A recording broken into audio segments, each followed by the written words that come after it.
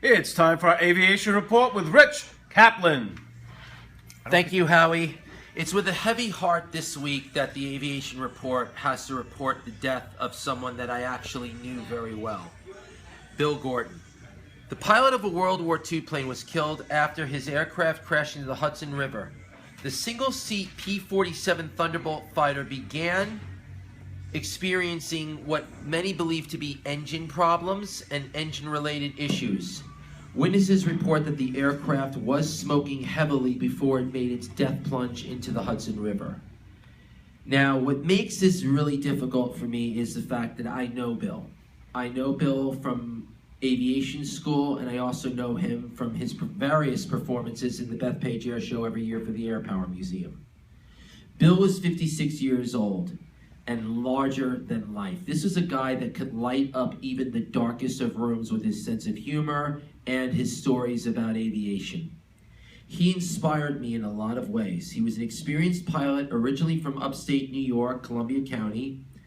He spent years as the chief pilot for the old Rhinebeck Aerodrome. Now, if many people ask, what is an aerodrome? What is a Rhinebeck Aerodrome? That is World War I aviation. This is the pioneers, if you will, of aviation. These are the guys that built what we have now, like this. And Bill is one of those people where you could ask him anything about any airplane and he would know. He was a walking encyclopedia. I met him at a dinner for the Air Power Museum when the Blue Angels, I believe, had performed. And I asked him, I said, what do you think the future of aviation is? He goes, well, it isn't those pesky drones, that's for damn sure. I mean, Bill was one of those people where he knew how to light up a room, he knew how to control a crowd, and he knew how to inspire people to fly. And that's what I loved about him. He unfortunately died when the P-47 impacted the Hudson. It took the NYPD divers 3 hours to pull him from the wreckage.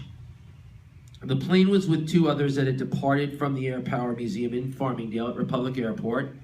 They were doing a photo flight to probably promote the Heritage Flight. Now, for those who are not familiar, the Heritage Flight, usually it's an F-18 and a P-51 or an F-18 and an older aircraft. They fly a couple of formations. It's to promote veteran awareness. And I personally applaud that. The P-47 was registered to Jeff Kleiman, who declined in comment. Gordon and the P-47 were scheduled to perform the very next day in Bethpage. That's why this loss is so hard. I didn't even go to the air show. Those who know me well enough, all my friends will tell you I'm the biggest aviation geek there is. For me to miss an air show, there's a reason. And that was one of the reasons. The fact that Bill was just an amazing, amazing person. He will be missed, absolutely. My next story is on a rather bizarre story to report, the death of a Blue Angel. It's very rare that we lose two big names in aviation in a span of not even 24 hours apart from one another, but that's kind of what happened here. We lost Captain Jeff Coos. Coos was the number 6 pilot for the Blue Angels. For those who follow the Blue Angels, he flew the number 6 jet. He was one of the soloists. His aircraft, in my opinion, experienced some kind of cataclysmic engine malfunction.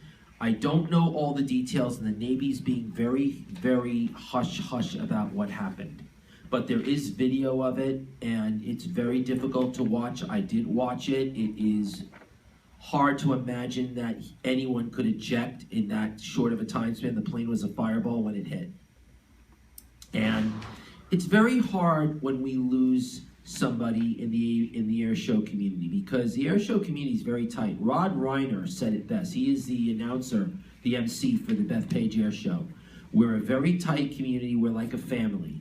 When one of us bleeds, we all bleed. It's like the NYPD. It's like any other agency or any other organization. The air show community is very tight.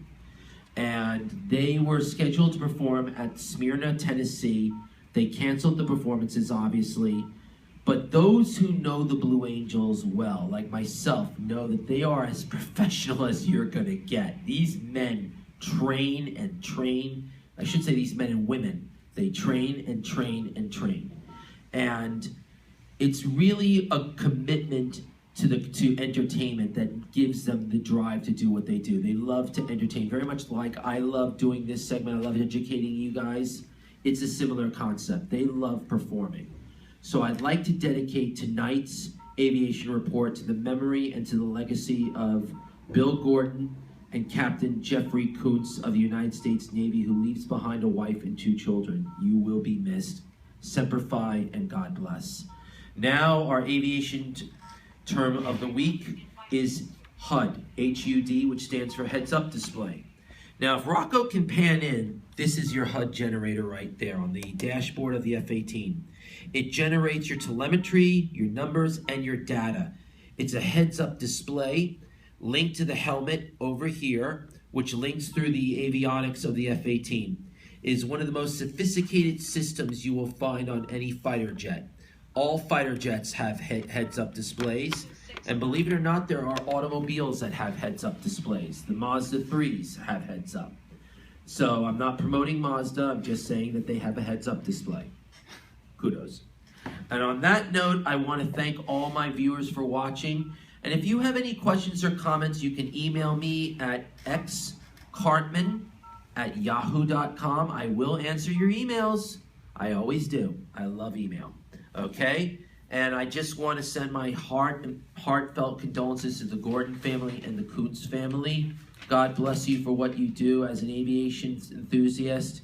You've made my life what it is. I thank you so much for what you do. And rest in peace. God bless you. May the road rise to meet you. Thank you for that segment, and we've just been cleared for takeoff. See you next Sunday. Okay, thank you very much, Rich Kaplan.